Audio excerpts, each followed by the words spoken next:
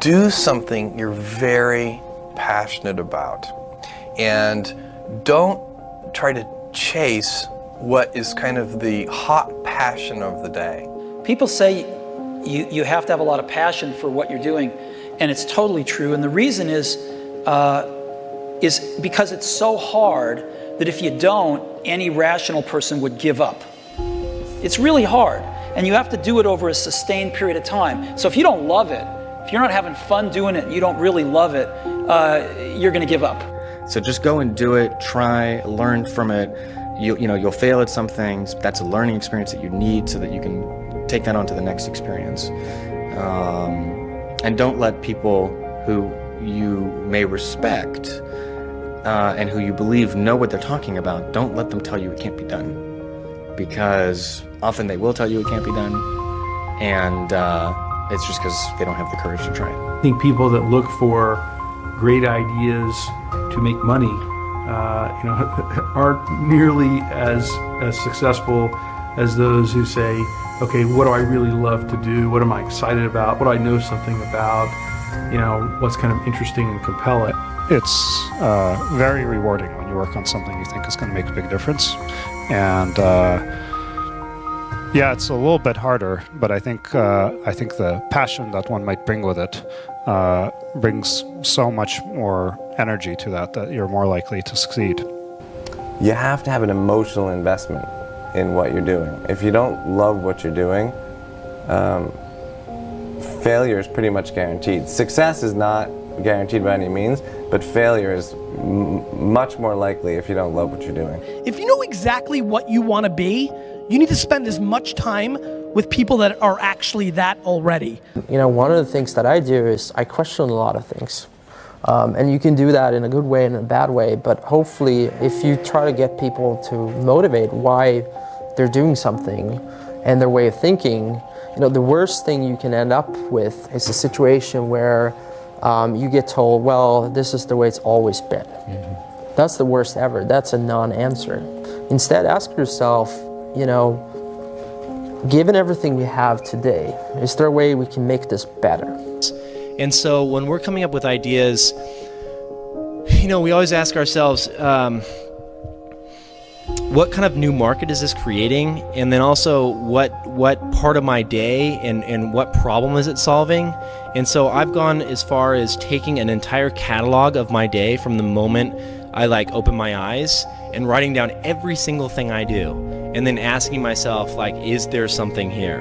If you're not coming up with 10 ideas a day, that's why I have this thing. If I'm filling up this page every single day, then my idea muscle will atrophy. And I started this in 2001, and I still do it every single day. You have to come up with ideas every single day, or the idea muscle atrophies. The good news is, after about 6 months of doing that, you're like a machine. People get surprised at how many ideas you could just have anywhere. But understand that naturally nobody is interested in your idea. The world could care less, and you have to persuade them, and you have to show that you're the one person out there that can do it. When it comes to changing the world, what I learned from Steve Jobs is, if you believe in a Macintosh, if you believe in iPhone, iPod, iPad, if you believe enough, then you will see it, because other people will believe in it. Other people will create software. Other people will create products. So you need to foster the belief in what you are dreaming so that it becomes a reality, which is very different than saying, I don't expect anybody to believe it until I see it. You need people to believe it before they can see it. Don't necessarily think that you have to have the home run and the huge Apple computer on your first start. I spent a long time in my life with skills just building little devices for fun. For fun is one of the key things, because that drives you to think and think and think and make it better and better and better than you ever would if you're doing it for a company. Build things at first for yourself that you would want. For somebody aspiring to take things to the next level or to even surpass their wildest dreams, there's always going to have to be an element of luck, but I think more important is putting yourself in a business that can be ubiquitous, that really doesn't have limits, because otherwise there's always going to be a grind to it, But if the business, if it can't be something that you can visualize every business using or every consumer using, it's going to be tough to scale to be big enough or to have the perceived value. You want an idea about what you can say. I know it sounds like a bad idea, but here's specifically why it's actually a great one.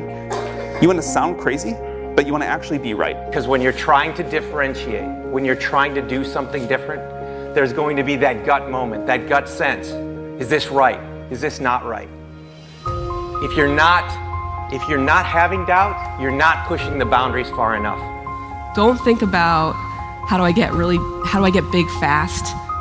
That will happen if you actually build something super meaningful and super important. So don't think about, what is the quickest way to success? Think about what is the best way to building something important that the world really needs. This little idea explains why some organizations and some leaders are able to inspire where others aren't. Let me define the terms really quickly. Every single person, every single organization on the planet knows what they do, 100%. Some know how they do it, whether you call it your differentiating value proposition or your proprietary process or your USP. But very, very few people or organizations know why they do what they do. And by why, I don't mean to make a profit. That's a result. It's always a result. By why, I mean what's your purpose? What's your cause? What's your belief? Why does your organization exist? So when we see a kid with a lemonade stand, it's different than when we see a vending machine selling lemonade, even if it's exactly the same product, because the story around it is what people are paying for. So when I meet small business people, all I ask them is not what's their balance sheet, but what's their story. Why should I pick you? Why do I care about what you're doing? And if you start giving me all this inside baseball statistics about why you're 2% better than some other competitor, I'm already glazed over, because that's not part of the way I see the world. That I have to want this to exist in the world. I have to not, so it's a similar rule, just say, if this was successful and I had nothing and I was not involved and I got no money off it or would I want it to do well? And that's a great check, I think, to know if you really feel good about the idea and can be passionate about it. One of the things I advise entrepreneurs to do is when you have an idea, a classic entrepreneurial impulse is to hold the idea close to you and not go tell people because, the idea is so special. Right. That's almost always a mistake. Go talk to Why is that a mistake? Yeah. It's a mistake because your actual real competitive advantage is not that you have this idea that you have locked away in your closet, which may or may not be accurate and you have no idea which it is. Your actual competitive advantage is if you're assembling the intelligence around, does this idea work? What is the right teams? What is the right learnings? And we're essentially in motion. The hardest thing to do is start. You have all these ideas and everyone has an idea, but it's really about executing the idea and building the idea and attracting other people to help you work on the idea. That is the biggest challenge. But the way to begin is to get the idea out of your head, draw it out, talk about it, program it if you're a programmer, or make it if you're building something. Like, you don't have to be the best, but you have to be dangerous, right? You have to learn just enough to be dangerous to build an idea, concept it, and show it to the world. And then it turns out there are lots of other people, including all 170 employees that work at Instagram, who are much better at doing all that stuff than I am. But you need to find people who can, be drawn to the idea that you build, and then they end up taking it and making it even better. One way to conceptualize what makes a good product is, good engineering is part of it, good design is part of it, but really it's, one way I think about it is maximizing the probability that someone shows up at the front door of your store or your website or whatever it is and ends up with a solved problem.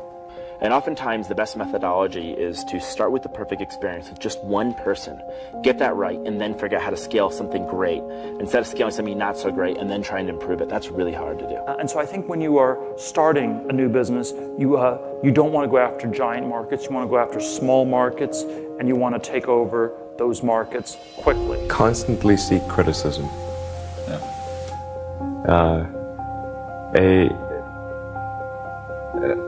A well thought out critique of whatever you're doing is as valuable as gold. And you should seek that from everyone you can, but particularly your friends. If you're not utilizing an online community, then you're at a disadvantage to those who are. You can be asking online communities what they think about your ideas, or if they have any advice with what you're working on. Not only will you hear from people who are passionate about the subject, but you'll be hearing from people all around the world, each with their own experiences and stories that can help you. And there are a lot of people from whom we can learn a lot. And I think the one piece of advice is don't underestimate anyone you come across ever. Right. Like whether they're, a blue collar worker waiting for the bus, or they're, helping you they're the server or bartender at the restaurant, or they're a lower ranking employee. I mean, the smartest leaders I've ever seen have always gone around the room and asked for everybody's opinion. Most startups that fail do it ultimately because they did not make something that people wanted. They made something that, that they thought people would want, but they were either in denial about it, whether it was actually any good, or somebody else came along and made something that people wanted even more. The best piece of advice that we've figured out as we've been doing Foursquare is not to let other people distract what you're doing. There's always haters that say, your idea is stupid, this idea is never going to work, don't even bother doing that because someone else is going to do it before you do. And if we listened to all that feedback that we were getting, all that negative feedback, we would never have built things, we would never have prototyped things. And that's how we really got to where we are. Like, we saw things that we wanted to build, and we just went out and built them. And it turns out when you build stuff that you like to use, there's a good chance that there's thousands of other people that want to use it too. And so it's not just about doing focus groups, it's not just about double checking your vision, it really is about integrating this concept of testing our ideas rigorously throughout the product development process, throughout the marketing process, even as we scale up. But what you really need to do is think about what is the smallest possible test that I can run for this idea, for this concept, for this theory, get it out there and get customers using it. Because your customers are going to be the ones to tell you if it's really working or not. Like there's almost this expectation that you have to have in your mind this sort of, I'm gonna change the world, sort of make a dent in the universe kind of ambition, right? But it's actually okay early on to just kind of solve small problems in layers until you actually get to a point where you have the capacity to do that. What this all comes down to is doing something exceptional for your users, whether it's in community, whether it's in connection, or whether it's in design. This is our big advantage as a startup, is that we can actually get away with doing this. We can make this the core part of why we're doing business. I think you should be spending your money on teaching and sharing, and so that might mean hiring a writer or two, perhaps, instead of a marketing person. And start writing and start getting people to listen to what you're saying. You can't talk about yourself all the time because no one's going to come back for that, but you have to talk about things that are relevant to your industry or ideas that you have and start to build that audience up. I do think that one thing that's important is, especially if you're a founder or a technical founder, is to realize that you can't do everything, and even if you can, you shouldn't. You should find a great partner no matter what it is that you're doing, and you should look for someone who is very high intelligence, very high energy, and very high integrity. And you need all three of those, and you can't compromise on any one of them. Otherwise, you'll end up with either someone who's not smart, which does you no good, or someone who's not hardworking, which also does you no good, or the worst case is you end up with a smart, hardworking crook who ends up working against your interests. And integrity is something that takes a lot of time spent with someone to figure out. The most important thing when you're working with people early is that you guys line up on what your goals are. That sounds really basic, but you can totally, it can be fine. You can want to build a small business that makes money and you don't have to go to an office every day. Or you can want to build a huge company. You can want to build Google. But I think you have to be really, really aligned on that. When a lot of corporations have, they might call them core values or guiding principles or so on, but the problem is usually they're very lofty sounding. They kind of read like a press release the marketing department put out. They sound just like their competitors, and maybe you learn about it on day one of your job, but then it becomes this meaningless plaque on the lobby wall. Well, we wanted to come up with committable core values, and by committable, meaning we're willing to hire or fire people based on those values, completely independent of their actual job performance.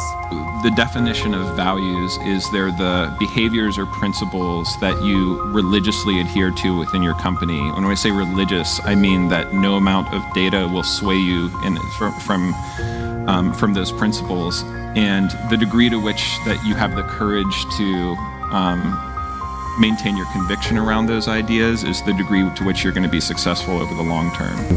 A company is simply a group of people, and as a leader of people, you have to be a great listener, You have to be a great motivator.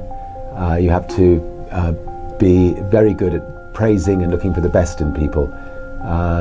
People are no different from flowers. If you water flowers, they flourish. If you praise people, they flourish. And that's a critical attribute of a leader.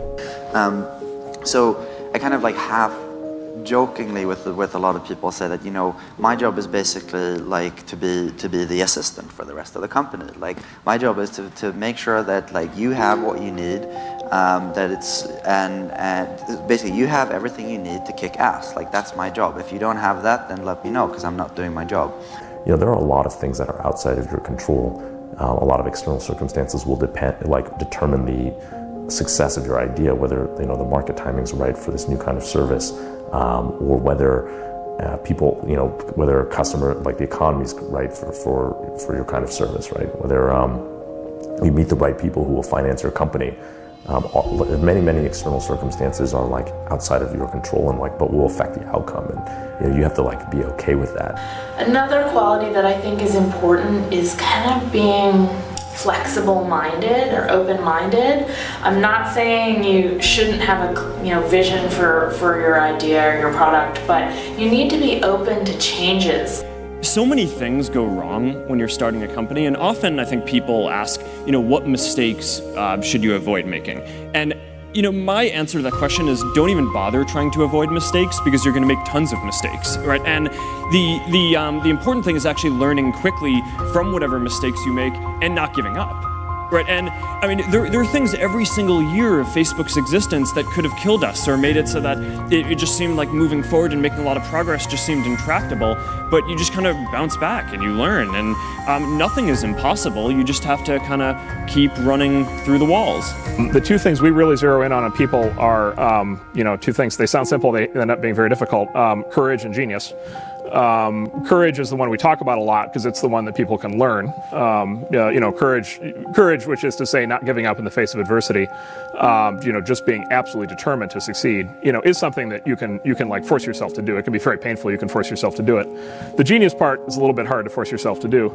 Courage without genius might not get you where you need to go, but genius without courage almost certainly won't. And I think the reality is just, not quite so glamorous. There's there's an ugly side to being an entrepreneur. And also just more importantly, what you're actually spending your time on is just a lot of hard work. Sam mentioned this, but you're basically just sitting at your desk, heads down, focused, answering customer support emails, doing sales, figuring out hard engineering problems. So it's really important that you kind of go in with eyes wide open. Optimism has a place, but I think even more so for the first-time entrepreneur, you need to be pragmatically pessimistic. What I mean by that is you need to define all of the worst-case scenarios in terms of financial loss, time loss, etc. Look at what you will learn if that happens and accept and come to terms with that before you ever start. If you don't do that and you go straight into battling the world, trying to conquer the world with rose-colored glasses on, the first time you hit a major hiccup, you're going to become really demoralized and you will quit.